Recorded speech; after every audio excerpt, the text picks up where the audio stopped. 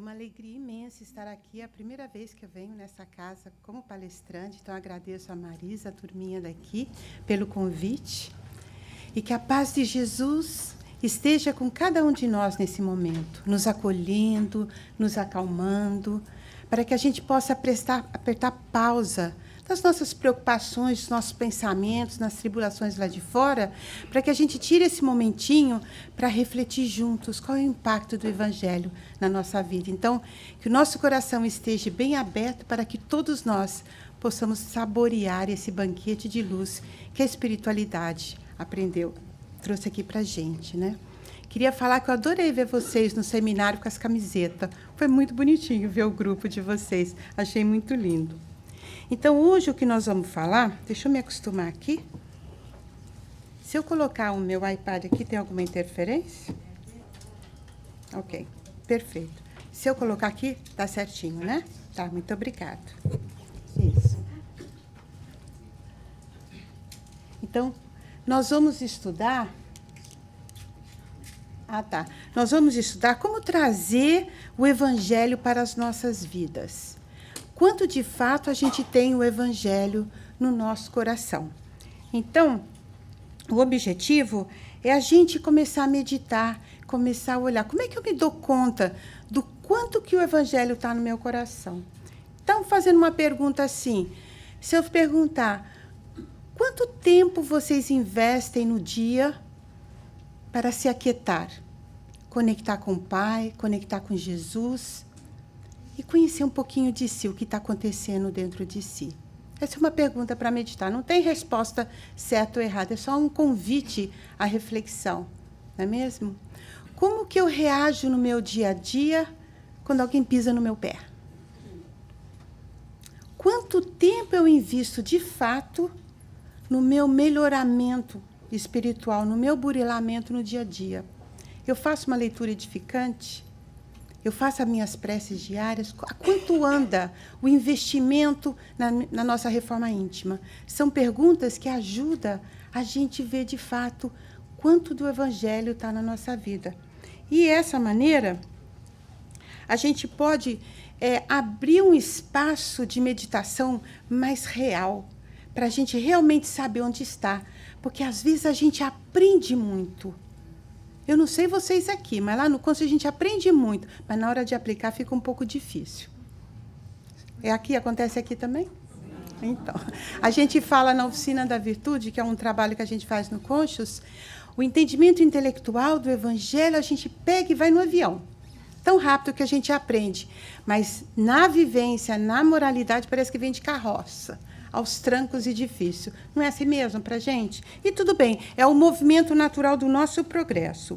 A importância é a gente saber como que eu sei trazer o Evangelho nos momentos das minhas dificuldades. Como é que eu lido com as minhas dificuldades no meu dia a dia? Isso vai ser muito proporcional o quanto que a gente tem de Evangelho no coração e qual tem sido o impacto no nosso comportamento, no nosso caráter, nas nossas atitudes, que esse é o convite para meditar. Uma outra maneira de olhar...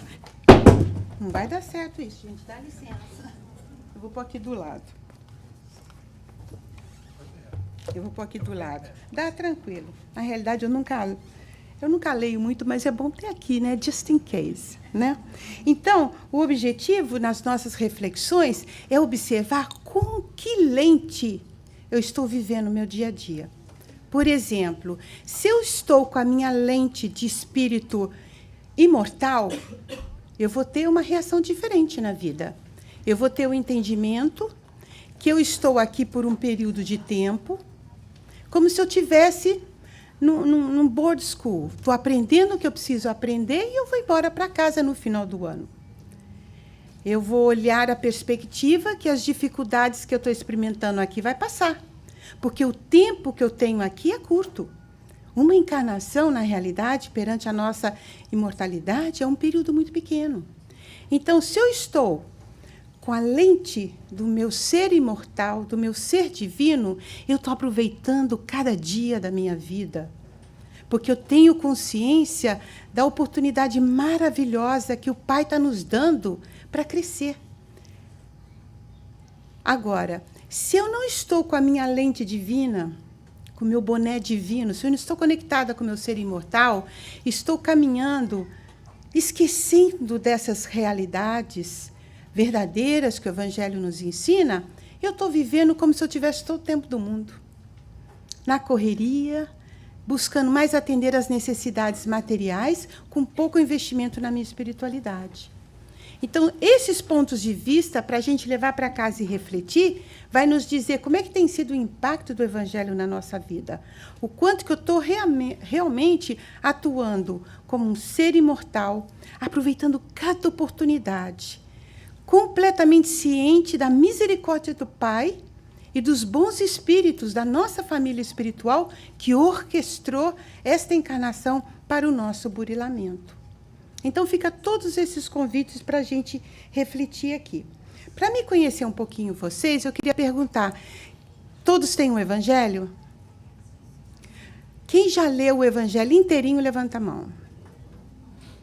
Ok. Quem já estudou em grupo de estudo o Evangelho? Ok. Parece que vocês têm bastante inscrições para o próximo curso de Evangelho. Essa é a boa notícia, não é mesmo? Porque é impressionante. Cada vez que a gente lê, para a gente é um estudo contínuo, é uma leitura contínua. Eu tenho como meta de ler pelo menos 6 páginas por dia do Evangelho. E eu faço isso há 14 anos. E cada vez que eu leio uma página, bom, eu aprendo something diferente, alguma coisa diferente.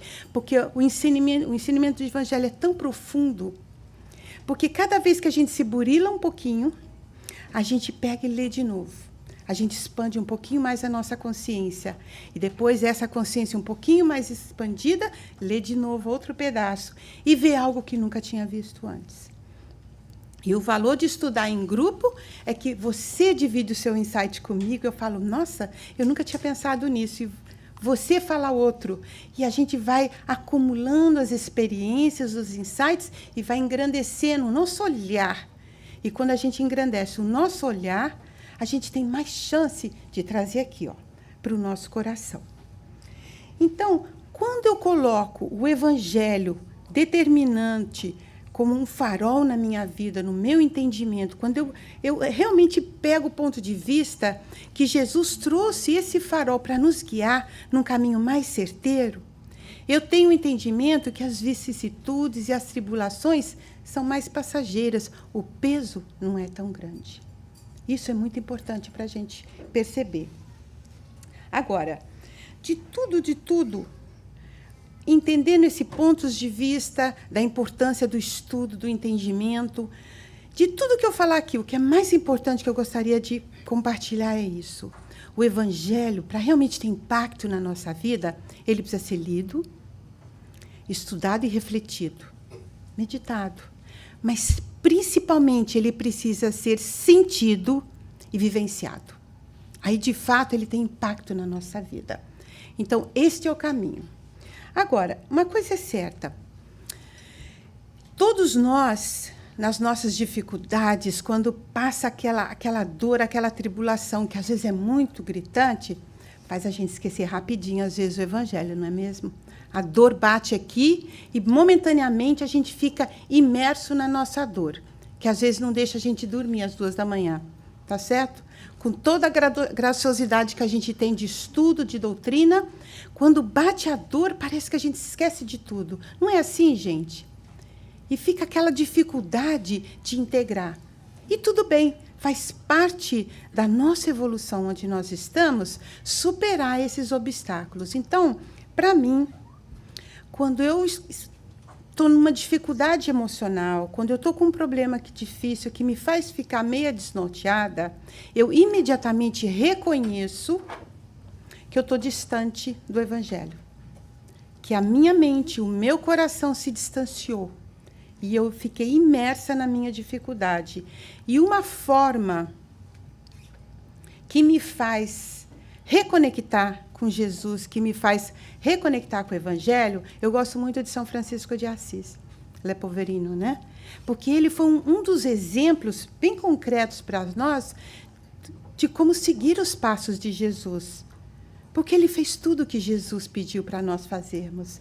Amar uns aos outros, amar todas as criaturas, foi o que ele fez.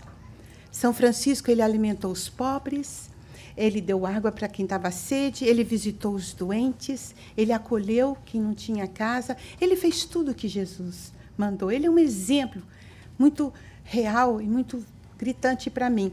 Então, para mim, me ajuda muito quando eu faço a prece de São Francisco de Assis e imediatamente me reconecta com Jesus e com as suas lições. Então, eu gostaria de fazer um exercício com vocês, se tudo bem. Eu vou ler a prece, eu vou convidar todo mundo para fechar o olho e sentir essa prece no coração, para vocês sentirem nos momentos de dificuldades o efeito que tem essa prece, ok? Então, fechando os olhos, sinta essas palavras. Senhor, fazei de mim um instrumento de vossa paz. Onde houver ódio, que eu leve o amor. Onde houver ofensa, que eu leve o perdão. Onde houver a discórdia, que eu leve a união. Onde houver dúvidas, que eu leve a fé. Onde houver erro, que eu leve a verdade. Onde houver desespero, que eu leve a esperança. Onde houver tristeza, que eu leve a alegria. Onde houver trevas, que eu leve a luz. Ó Mestre, fazei com que eu procure mais consolar que ser consolado, compreender que ser compreendido, amar que ser amado. Pois é dando que se recebe, é perdoando que se é perdoado, e é morrendo que se vive para a vida eterna. Podem abrir os olhos quando estiverem prontos. Eu repito, eu gosto muito de cantar essa prece. Eu canto, eu me relembro. Porque se eu não estou em paz aqui, eu preciso buscar trazer paz para o meu coração. Se eu estou em conflito, em discórdia, eu preciso trazer isso para o meu coração. Porque a gente só pode dar para o outro aquilo que a gente tem. Né? Quem foi no Encontro da Paz escutou essa palavra do Divaldo, a gente só pode dar aquilo que a gente tem. Então, essa prece nos ajuda a reconectar com Jesus. E a gente vai percebendo que quanto mais alinhado a gente está com o Evangelho, mais paz e bem-estar a gente tem na vida. Isso é um alerta para a gente, porque daí nos momentos que a gente está experienciando conflito, animosidade, desencorajamento, é relembrar que a gente está precisando trazer o Evangelho para o nosso coração, para que o Evangelho saia no nosso olhar, nas nossas palavras, nas nossas mãos, no nosso coração, na nossa energia. Então, primeiro a gente traz o Evangelho para a gente. Então, a gente vai trazer alguns pontos de vista do Evangelho para nos guiar, nos relembrar onde a gente pode buscar no Evangelho a consolação. Nossa, tinha um desenho tão bonitinho aqui, não apareceu, vocês me desculpem, vai ficar muito estranhinho. Então, o nosso objetivo é trazer o Evangelho para nossas vidas com essa palestra, estudar, para que a gente possa refletir o que não deu certo no ano de 2018, que precisa ser diferente aqui. Porque o que temos em comum é a nossa pessoa. O que precisa mudar são as nossas escolhas e atitudes, para que a gente tenha uma vida mais alinhada. Então, no Evangelho, no capítulo 6, o Cristo Consolador. De alguma forma não está aparecendo alguns dizeres e a gente, vamos que vamos, não é mesmo? Tudo bem. Nesse capítulo 6, a gente aprende sobre Cristo Consolador. A gente traz nesse capítulo, que é um capítulo tão pequenininho, mas tão grandioso, onde a gente aprende que o jugo de Jesus é suave e o fardo é leve. Vem o Cristo nos consolando, nos alertando que nós não precisamos ir nessa jornada sozinho. Ele dá a mão e fala, vem até a mim, aquele que está sofrendo, aquele que está aflito. Vem até mim, porque o meu jugo é suave e meu fardo é leve. Por que o jugo de Jesus é suave? Porque ele nos convida a nos alinharmos com as leis do nosso Pai, com as leis do amor e da caridade.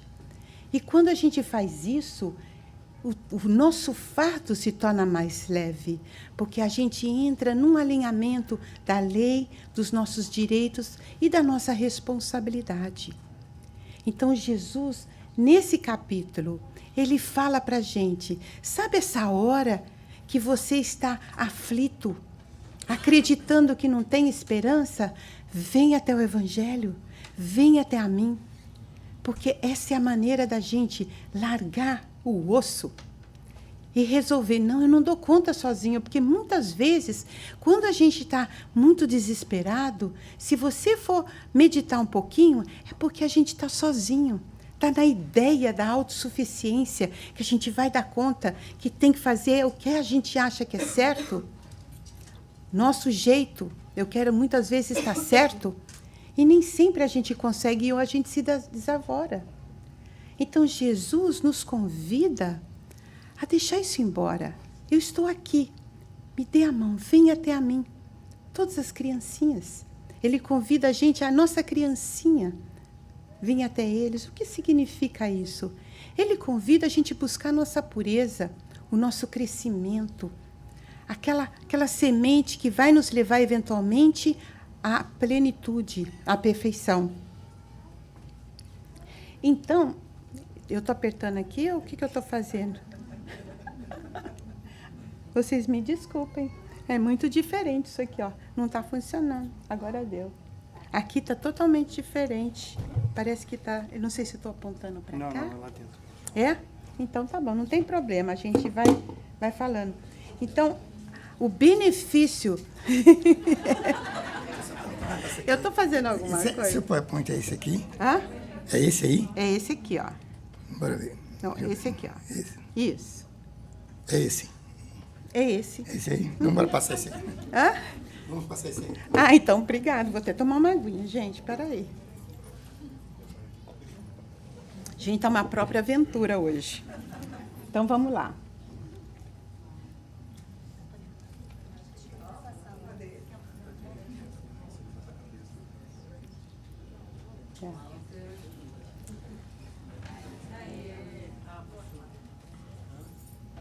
Tá, então...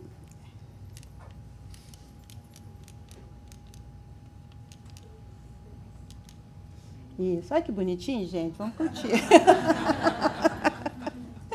É isso aí. Então, nessa parte, Senhor, fazei de mim um instrumento da vossa paz.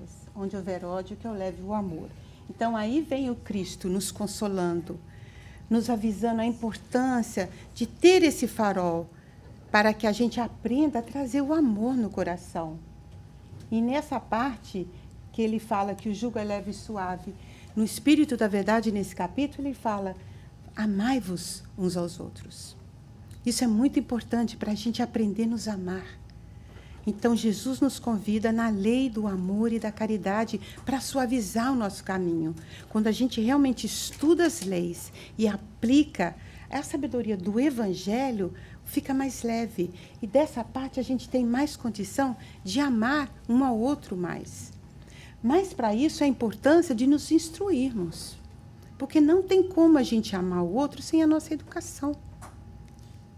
Tem muitos aspectos da nossa educação que faz vital importância na maneira que a gente se relaciona um com o outro. Então, esse é o grande trabalho dessa parte do Evangelho. Onde houver ofensa, que eu leve o perdão. Nesse capítulo, bem-aventurados os misericordiosos, a importância da gente estudar esse capítulo, para que a gente aprenda a perdoar os nossos irmãos. Porque uma coisa é certa, nessa faixa de evolução que nós estamos, a gente tem muita imperfeição, nós somos espíritos imperfeitos. Então, nós temos muitos defeitos. E a gente está constantemente pisando um no pé do outro, não é assim, gente? Então, a importância é que a gente perdoa para que Deus nos perdoe. A importância de ser misericordioso nesse trabalho. E aqui, nesse trabalho, a importância do entendimento que realmente significa o perdão. Jesus nos convida a ter a espada. Mas o que é essa espada? que ele nos convida. É a espada para o bom combate.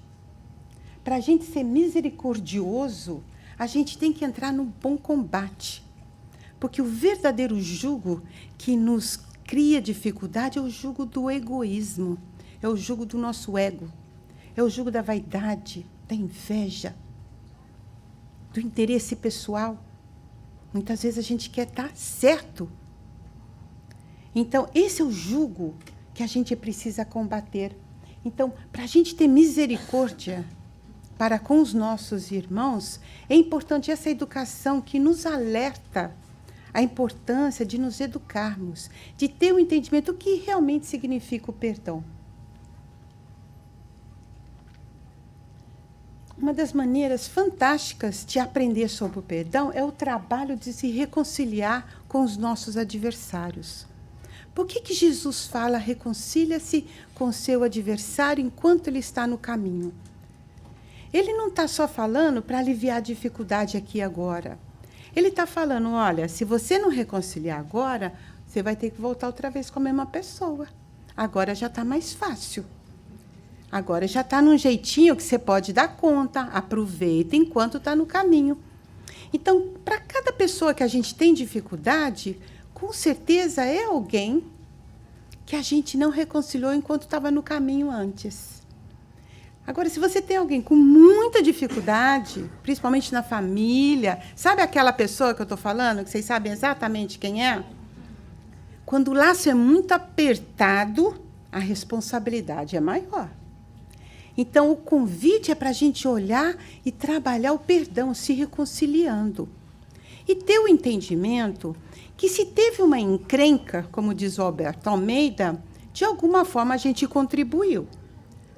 Por quê? Se eu estou aqui no meu dia gracioso e você vem e me faz uma ofensa muito grande, eu vou sorrir com compaixão e misericórdia e pensar, esse é o defeitinho dela hoje que está desarvorado. Ela está desarvorada. Assim como eu estava ontem.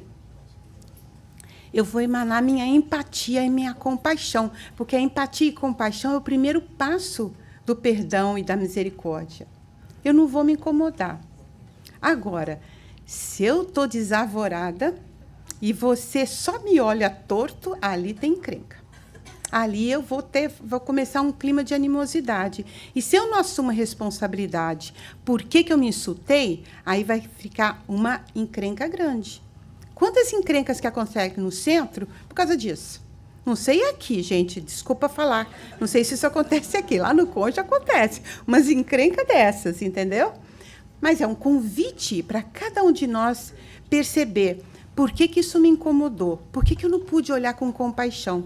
Porque quando a gente está do olhar do ser imortal, alinhado consigo, a gente é capaz de estender a compaixão para a misericórdia alheia, porque essa é parte da caridade, não é?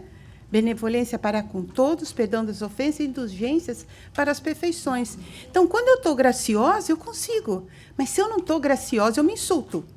Aí não tem nada mais a ver com a outra pessoa. Passa a gente perceber no estudo de nós mesmos por que a gente se insultou. E é dessa maneira que a gente se reconcilia com o outro. O outro, às vezes, não está nem preparado para se reconciliar. Mas o reconcilia-se com seus adversários que Jesus fala é fazer a paz no teu coração. É você tirar da mesa aquilo que você contribuiu para o conflito. Para que o seu coração esteja em paz. Para que você possa até emanar nas suas preces, quando estiver pronta, uma emanação para o bem. Quando ele estiver pronto, não fechar a porta para a reconciliação. Porque muitas vezes a gente perdoa, fala, perdoo, mas a justiça divina vai bater lá. Ou então a batata dele está cozinhando. Eu não quero estar perto quando estourar. Não é assim que às vezes a gente fala? Quer dizer, isso não é o perdão. O perdão é assumir responsabilidade por que a gente se insultou. Porque se a gente se insultou é da gente. Porque quando não tem nada a ver com a gente não se insulta, não é bem assim? Então a reconciliação é a nossa liberdade, é o nosso ticket de saída da prisão, do sofrimento. Que às vezes a gente fica amarrado a pessoa por tanto tempo, recriando o insulto, a dor, o ressentimento. E coisa mais incrível, a nossa mente não se dá conta que a gente está recriando, que a gente está confabulando. A nossa mente está acreditando que está acontecendo tudo de novo. E a descarga de adrenalina repete-se toda vez que a gente põe atenção naquele ressentimento que a gente está fazendo um ninho no coração. Então, Jesus vem para nos libertar disto, para que a gente possa realmente levar o perdão para as nossas ofensas, para que a gente possa perdoar o outro. Por isso que o auto-perdão, a educação de nos conhecermos, de aplicarmos o auto-perdão é imperativo, para que a gente possa assumir responsabilidade e desmanchar a ideia que o outro é o nosso inimigo, porque é só uma ilusão. Porque, na realidade, a gente, de alguma forma, teve uma contribuição para essas dificuldades, não é mesmo? Eu tenho um tio que ele era uma pessoa muito difícil. O nome dele era Osvaldo. Você tem algum problema com meu tio Osvaldo? Não? Você tem algum problema com meu tio? E você? Não? Por quê? Vocês não conhecem o meu tio, certo? Esses adversários foi alguém que vocês conhecem, que nós deixamos para trás. Foi um amor que a gente abandonou em algum momento. Foi alguém em alguma vida passada que a gente deixou para trás. Então, reconciliar é a gente ficar neutro com essa pessoa. Tem algumas dificuldades que alguns nós que são tão apertados que não dá para a gente começar a criar uma energia fraterna. Né? A mesma coisa de falar mais seu inimigo. O que Jesus quis dizer com isso? Fique neutro com essa pessoa. O amar o inimigo é ficar neutro, é ter a paz de estar neutro. Para quando puder, e se puder, nessa encarnação, fazer a fraternidade. Porque, na realidade, a nossa responsabilidade é de amar a todos. O que significa amar na fraternidade. Para alguns, a gente precisa primeiro ficar neutro, para depois começar a criar uma fraternidade. A gente pode, sim, escolher quem a gente gosta, mas a nossa responsabilidade é amar a todos.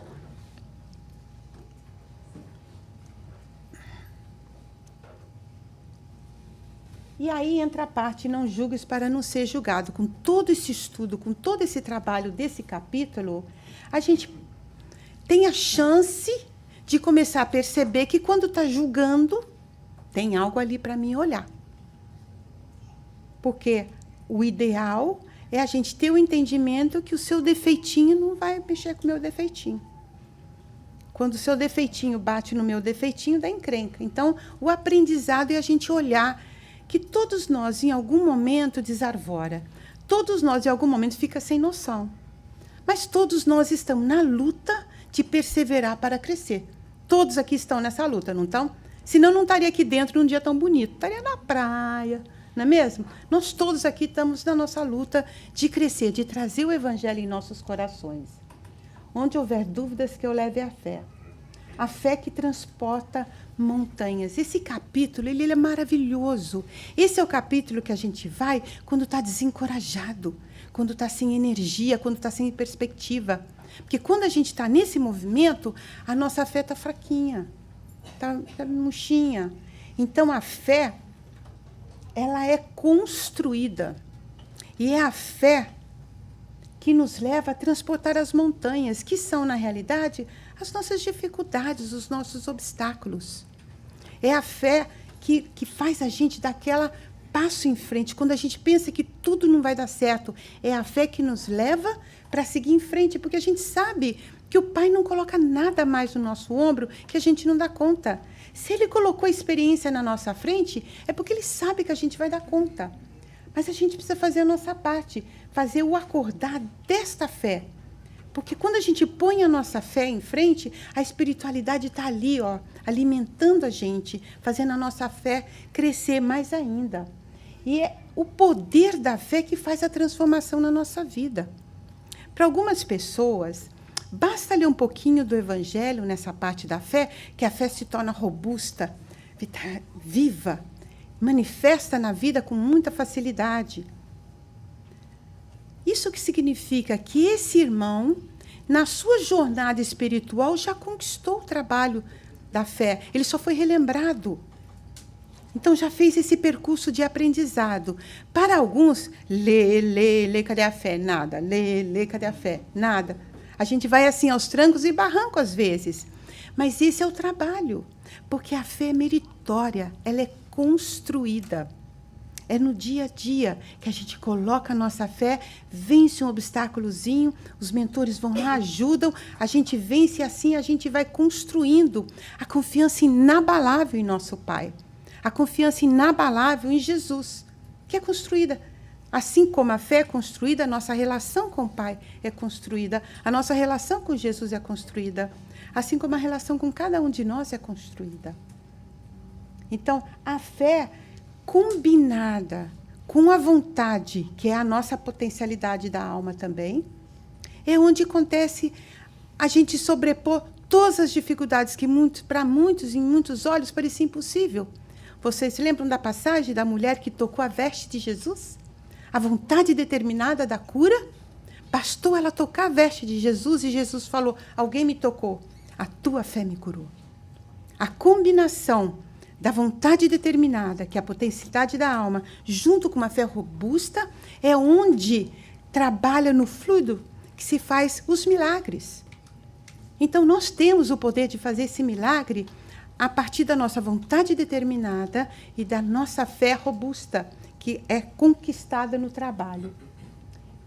E a gente sabe que a fé é mãe da esperança e mãe da caridade. Então, é a base do nosso espírito imortal.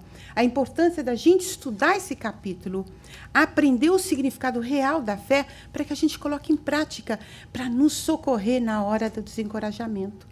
Quantas pessoas desencorajam e sucumbem porque não tem essa base de educação?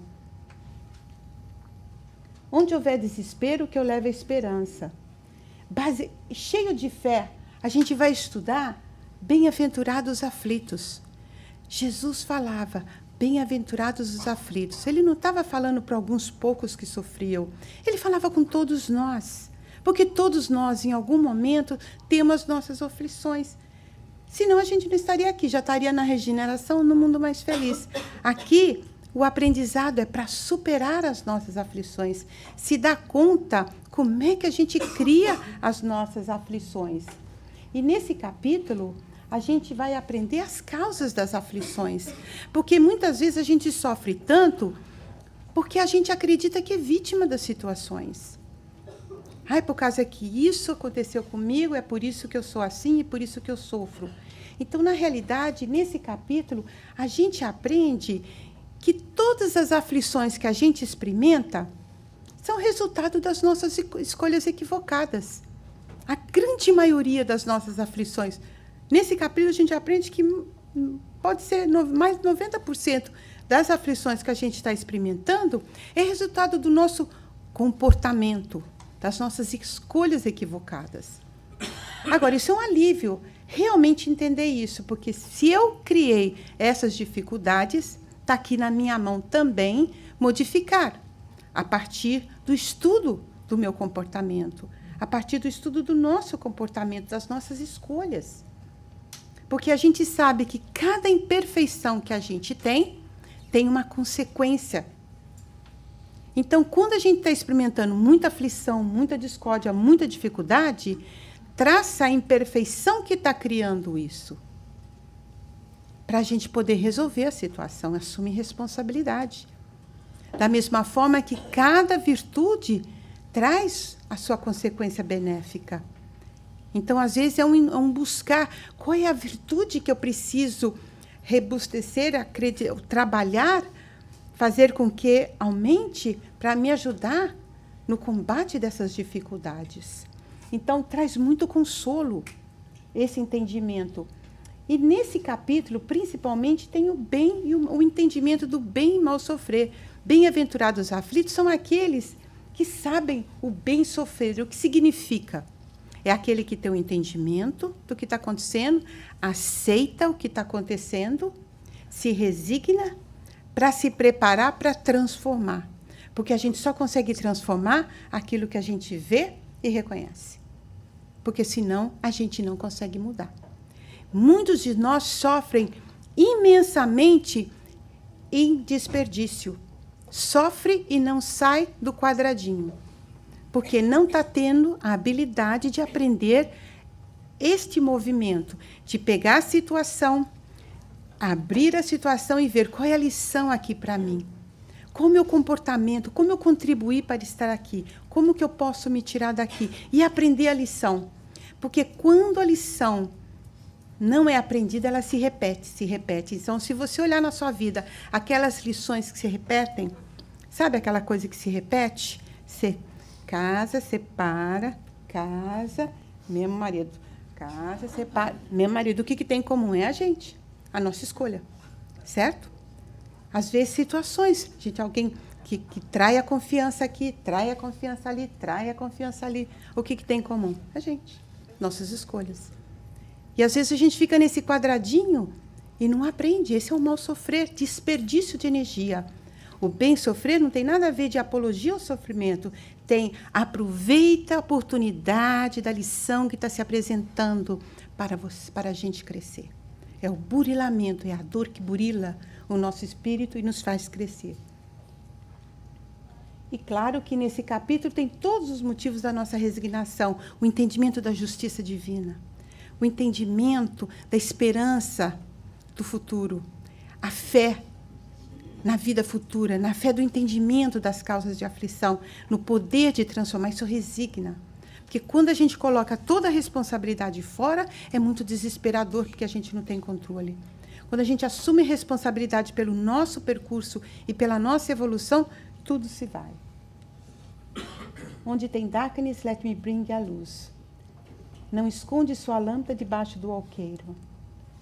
Deixa a sua luz brilhar. Nessa parte desse capítulo, é a coisa mais linda. É um convite para a gente deixar a luz do Evangelho brilhar em torno de nós, a responsabilidade de dar a palavra de esperança, de ser o exemplo da fé robusta no momento de dificuldade. Quantas pessoas, infelizmente, num índice tão alto de suicídio, não teve alguém perto que falou: vem, meu irmão, venha conhecer a luz do Evangelho, venha conhecer Deus, confie na justiça divina, venha aprender a abastecer-se de fé e esperança. Então, a importância da gente não deixar passar nenhuma oportunidade que se apresente para a gente ser testemunha viva do Evangelho. Isso que Jesus fala, deixa a sua luz brilhar, a responsabilidade de deixar o Evangelho entrar dentro da gente para poder sair pelas nossas mãos. Ó Mestre, fazei que eu procure mais consolar que ser consolado, compreender que ser compreendido, amar e ser amado, dando que se recebe, perdoando que se é perdoado. E é morrendo que se vive para a vida eterna. Esse é o movimento da nossa, propósito da nossa encarnação. Consolar, entender, perdoar e amar. Esse aprendizado que vai burlando o nosso espírito. E isso é tão importante que eu trouxe para a gente os trios importantes que tem no livro, nosso livro, que Emmanuel traz para a gente pontos assim para a gente praticar no dia a dia, que às vezes a pessoa fala, mas são tantas lições. Então a gente pega um pontinho de cada vez e vai aprendendo. 3 verbos que existem bem conjugados serão lâmpadas luminosas em nosso caminhar. Aprender, servir e cooperar. Quando a gente foca em aprender, servir e cooperar, a gente se livra de muita encrenca. Basta perguntar, chega nervoso do trabalho, faz a decisão, eu quero entrar na minha casa para contribuir com a psicosfera de paz? Ou eu vou contaminar com o meu nervoso? É uma decisão. E aplicando isso no nosso dia a dia, a gente traz o Evangelho em nosso coração. 3 diretrizes mantivos-ão invariavelmente em rumo certo. Ajudar sem distinção, esquecer todo o mal, trabalhar sempre. 3 programas sublimes que desdobram a nossa frente, revelando a glória da vida superior. Amor, humildade, bom ânimo. 3 abençoadas regras de salvação. Corrigir em nós o que nos desagrada em outras pessoas. Amparar-nos mutuamente. Amarmos uns aos outros. Essas 3 regras dão, assim, exercício para a encarnação inteira, não é, gente? Que é muita coisa. Mas é um olhar do ser imortal. Se alguma coisa me desagrada em você, Eu vou checar porque provavelmente eu tenho alguma coisinha ali. Porque a nossa meta é nos amarmos, é fraternalmente estarmos um com o outro. A importância de nos ampararmos mutuamente. Que na realidade é a mesma coisa. Porque se você está no seu momento desavorado, a nossa responsabilidade como irmão é amparar. Muitas vezes a gente vai e julga, não é assim? Quando a gente coloca o olhar, a lente do espírito imortal, nas horas de dificuldade que o defeito do outro está aparecendo, é a hora de amparo, é a hora da compaixão. Porque hoje é ele que está desavorado, amanhã serei eu, com certeza. Porque esse é parte da nossa jornada. E a importância de amarmos um ao outro. Às vezes, a gente não consegue amar na mesma energia daqueles nossos queridos, dos amados de nosso coração. Porque o verdadeiro amigo ele tem a vibração fluídica de muito aconchego. Então, a importância da gente aprender também a acolher no amor a fraternidade. Nem todos têm a mesma vibração, mas o olhar é de compaixão, de empatia, de acolhimento. Porque, na realidade, é o que nós precisamos. Aqui, agora eu queria falar, para a gente encerrar, sobre o Evangelho no Lar. Quem faz o Evangelho no Lar toda semana aqui? Ok. Quem nunca ouviu falar do Evangelho no Lar? Ok. Então, todos já ouviram falar, alguns poucos não. Quem quiser falar depois com a gente ou com a Marisa, depois da reunião, a gente pode esclarecer o que não ficou claro. O Evangelho no Lar é uma bênção. Quando eu tive o entendimento que o Evangelho no Lar, ele fecha a porta da nossa casa espiritual, eu me comprometi de fazer toda semana. Por quê? Porque no Evangelho no Lar, que é feito semanalmente, na mesma hora, no mesmo dia, toda semana, é o momento que a gente se compromete com a espiritualidade superior, os amigos espirituais, os mentores da nossa casa. A gente coloca um copo de água, senta, nem que seja sozinho, porque a gente nunca está sozinho, a gente está sempre com a companhia do nosso anjo de guarda, do nosso mentor. A gente coloca, faz uma prece inicial, abre um texto do Evangelho, comenta em voz alta, porque a gente não está sozinho, e depois faz uma prece de encerramento e depois toma aquela água fluidificada. Nesse momento, uma grande luz se expande em torno de nós e da nossa casa. Quando a gente não faz o Evangelho, quando não faz as nossas preces, tem uma porta sempre aberta que qualquer transeunte espiritual pode entrar. Então, se por acaso a sua casa tem alguma desarmonia, teve alguma coisa, não hesite em fazer o Evangelho toda semana, porque é a maneira da gente se edificar. Tem uma passagem maravilhosa no livro Missionários de Luz, onde a esposa, que era muito devota, fazia o Evangelho toda semana. E o marido tinha problemas com o álcool e bebia muito. E você sabe que nesse exagero de qualquer vício, né, a gente atrai irmãozinhos inferiores que se beneficiam daquele mesmo vício. Então, explica que ele chegava, nenhum obsessor entrava dentro de casa, só ele. Porque o Evangelho no Lar protegia a casa. Então, quando a gente tem esse entendimento, a gente se compromete. É para o nosso bem-estar, para o bem-estar dos nossos familiares, e a gente pode expandir para a casa dos nossos queridos, para a nossa região em volta e para todos que vocês querem falar. No Evangelho no Lar, beneficia nós. Nós mais edificados, a nossa família fica mais edificada. E a família mais edificada, a comunidade fica mais edificada. Então, o Evangelho no Lar aqui, no QSF, esse ponto de luz maior é o centro. Mas daqui sai uma ramificação de muitas pessoas. Esse é um dos centros maiores da Flórida, não é mesmo? Então, tem uma ramificação de muitos pontos de luz. Então, esse é o impacto do Evangelho no Lar para esse centro. Olha quantos pontos de luz criados para a espiritualidade, para a proteção da comunidade. Então, quando a gente tem esse olhar, que cada vez que a gente faz o Evangelho do Lar, a gente ilumina a nossa casa, cria-se a proteção de tudo que a gente precisa. Às vezes a gente está desencorajado. Pede no Evangelho no Lar que os mentores coloquem lá a energia da fé, do entusiasmo, da coragem, da perseverança, para que cada vez que vocês entrem no lar, vocês são imediatamente banhados pelaquela energia revigoradora, essa mesma energia revitalizante que a gente encontra aqui no centro. A gente pode criar a mesma coisa no nosso lar. Quantas vezes a gente chega estressado do trabalho, entra em casa que tem o Evangelho, a gente parece que entrou naquele cantinho gostoso, quentinho, que nos acalma o espírito. E cada um fazendo essa contribuição com a espiritualidade, a gente acende um pontinho de luz. Então, esse é o verdadeiro impacto do Evangelho nas nossas vidas. É a gente se iluminar, deixar nossa luz brilhar. E, juntamente com o Evangelho no lar, a espiritualidade comprometida com a gente ajuda a nossa casa a brilhar. E esse é o impacto. Cada vez mais pessoas brilhando um pouquinho mais, para que a gente possa contribuir com Jesus na iluminação do nosso planeta, no crescimento espiritual do nosso planeta. Então, essa é a mensagem de hoje. E agora a gente gostaria de encerrar com a música de São Francisco de Assis. Se vocês quiserem cantar bem baixinho para a gente encerrar.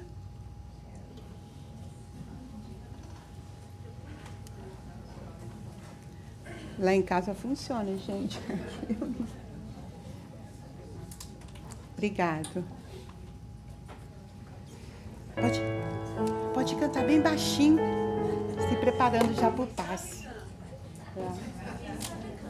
Eu encostei em alguma coisa?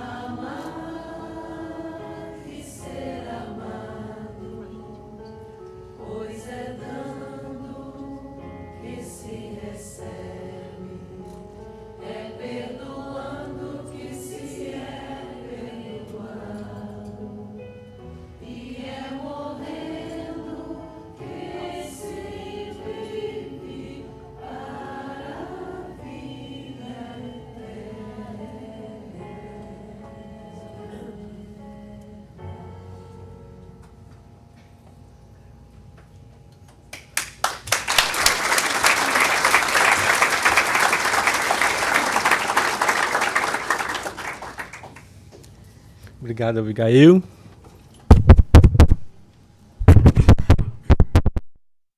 o microfone de volta daqui a pouco. Alô? Alô? Alô? Alô? Vamos falar mais alto, então. Pra todo mundo ouvir. Olha, tô dando tempo aqui, o cara não tá entendendo. Vamos lá. Não?